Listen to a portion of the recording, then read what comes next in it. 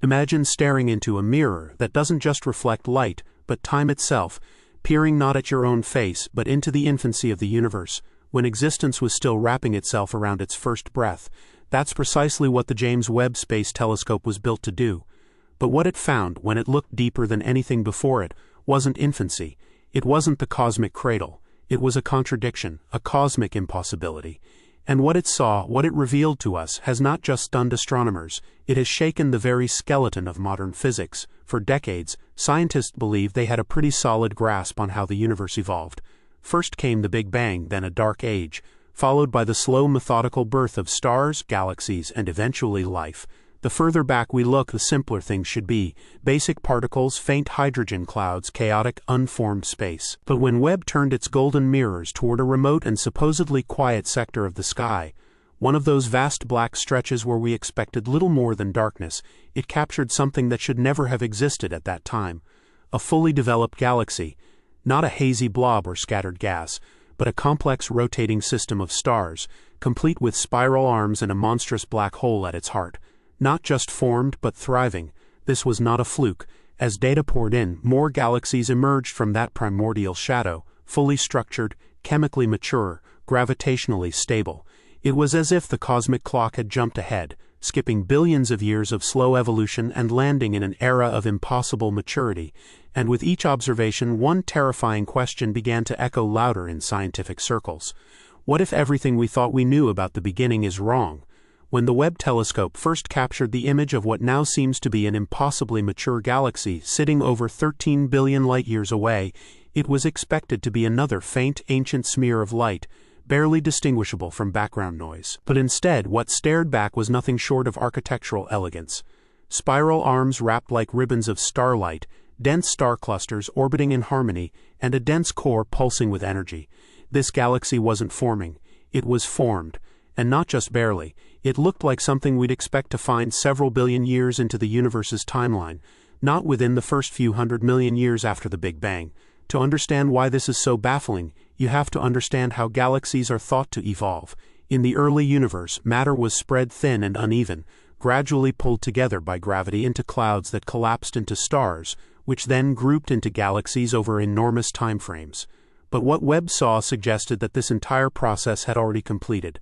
Far too quickly. That galaxy hadn't just taken shape, it had thrived. The laws of astrophysics didn't allow this. It was like finding a fully grown ancient redwood tree sprouting from freshly planted soil. Even more puzzling was that this wasn't an isolated phenomenon. Webb uncovered multiple examples, galaxies across different regions of the sky, all displaying levels of organization, complexity, and maturity that were flat out impossible according to our current understanding of cosmic timelines.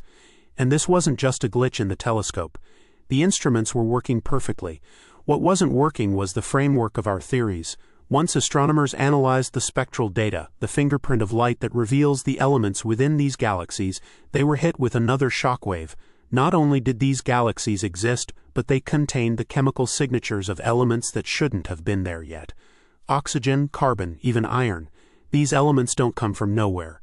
They're forged in the hearts of massive stars and only released into the cosmos through supernova explosions. That process takes time. First-generation stars, called population 3 stars, burn hydrogen and helium. Then they die, scatter their contents. And eventually, second-generation stars are born, enriched with heavier elements.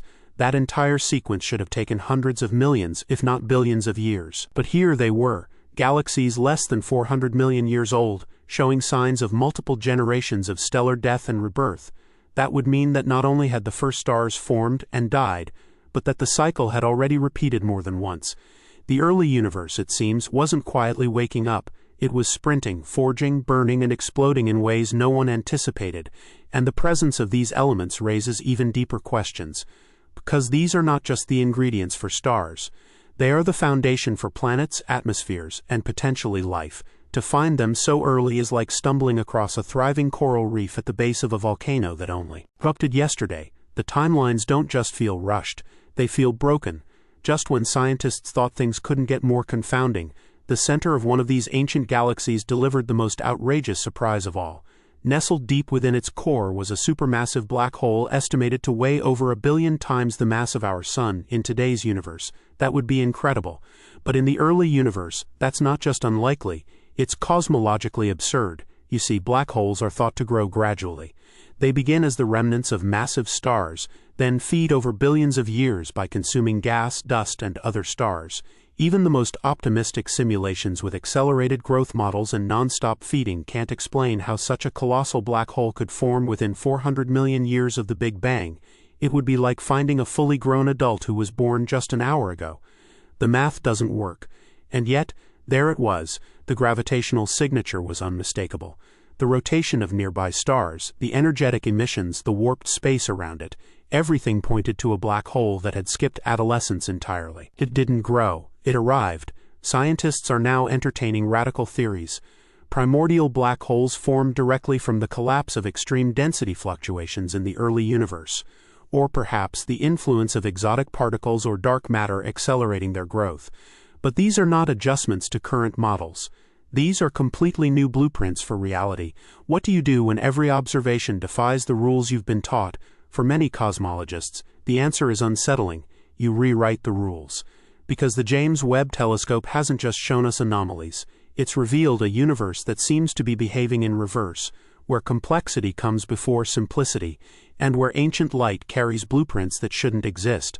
Some scientists now propose that dark matter, long thought to be a passive gravitational force, might have played a more aggressive role in shaping the early universe, forming scaffolds that fast-tracked galaxy growth. Others suggest that time itself may have flowed differently in those early moments, stretched and warped in ways we can't yet detect, allowing entire epochs of evolution to pass in what appears to us as mere flashes. And then there's the most chilling idea of all, that perhaps the early universe wasn't so different from the one we see today. Maybe complexity is not the end point of cosmic evolution. Maybe it's the beginning. As the data kept flowing, researchers began to notice something even stranger, something that had nothing to do with the brightness or the mass of these galaxies, but with the shapes they repeated. Using deep learning algorithms, scientists found that the distribution of these ancient galaxies followed a very particular repeating mathematical ratio, one eerily similar to the golden spiral. This was not just aesthetic, it was structure, a hidden geometry that spanned billions of light years, linking star systems and galaxies in elegant alignment. The very layout of matter seemed to follow a fractal logic, as if the universe was coded from the beginning with a design that echoed across scales. It wasn't just coincidence. The spiral arms, the rotational symmetry, the orbital distances, Webb's high-resolution imaging revealed that what we thought was random chaos in the early cosmos may in fact have been patterned, predictable like fingerprints. But fingerprints of what? A fundamental law deeper than physics, or something far more disturbing, evidence of intentionality embedded into space-time itself. One of Webb's most controversial findings came not from a galaxy or a black hole, but from the faint chemical trail left behind in a seemingly empty region of space, an interstellar void so ancient it was assumed to be sterile. But the telescope spectrometers detected something inexplicable: complex organic molecules, not simple methane or ammonia, but polycyclic aromatic hydrocarbons, the building blocks of amino acids and, by extension, life. These chemicals weren't attached to planets. They weren't swirling inside stars. They were drifting, aimless, and yet somehow intact after 13 billion years. This raised alarms because the implications were beyond biological. It meant that the ingredients of life had existed nearly since the beginning, not formed later in solar systems like ours, but seeded into the fabric of the cosmos almost immediately. And if that's true, then life isn't a fluke of planetary alignment. It's a feature, a constant, a thread woven through the universe from the start. The unimaginable, it seems, wasn't just galactic, it was molecular.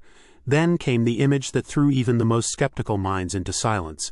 Deep within a cluster of high redshift galaxies, Webb detected a formation T. That was too perfect. 6 galaxies positioned like petals around a central object, spaced at equal distances, rotating in near-synchronized orbits, like some cosmic dance choreographed with a purpose. Scientists called it the flower, and despite their efforts to explain it away as a statistical anomaly or gravitational coincidence, no natural model could reproduce its precision. It was an astronomical sculpture, frozen in light from a time before Earth had formed. Some proposed gravitational lensing, Others suggested quantum symmetry left over from early universe turbulence. But a quiet few wondered aloud whether this might be something else entirely. A marker, a signpost, a calling card left in plain sight, meant only to be seen once humanity's eyes had evolved enough to perceive it. And finally, the most chilling theory to emerge from all of this, that the very act of observing these ancient galaxies might be influencing them retroactively. Known as the observer effect in quantum physics, it describes how the outcome of an event can be altered simply by being measured. But what if this principle doesn't stop at particles? What if the universe on some unfathomable level is responsive to attention? That by building James Webb and peering into the early cosmos with this unprecedented clarity, we didn't just uncover secrets, we woke something up. This theory, once laughed off as philosophical noise, is now being taken seriously by a fringe of physicists who see patterns in the Webb data that shift depending on how and when they are processed. Some images seem to alter subtly over time, as if the universe itself is reacting to being observed. If true, it would mean we're not just explorers, we're participants, co-authors of the very reality we seek to understand. What the James Webb Space Telescope detected was never just about stars or black holes or dust drifting through time. It was about truth. A truth so vast, so ancient, and so intricately woven into the fabric of everything that to witness it is to feel the scaffolding of reality tremble beneath your feet. We didn't just see the unimaginable.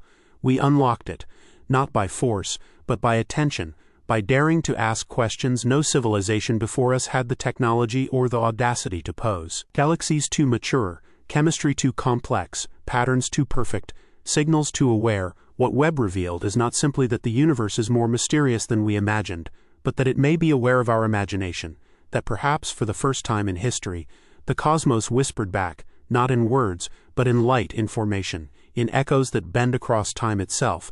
Maybe we didn't find the edge of the universe, maybe we found its memory, and it remembered us. So now the question isn't what did Webb see? The real question is, what saw Webb if this left you shaken, if the patterns felt too sharp, the timing too perfect, the revelations too synchronized to be random? Then you're not alone. Subscribe, because we're not just watching the stars, we're watching the response. Turn on notifications because the next signal may already be incoming. Share this with someone who still believes the universe is silent. Comment below, what do you think Webb saw or woke up?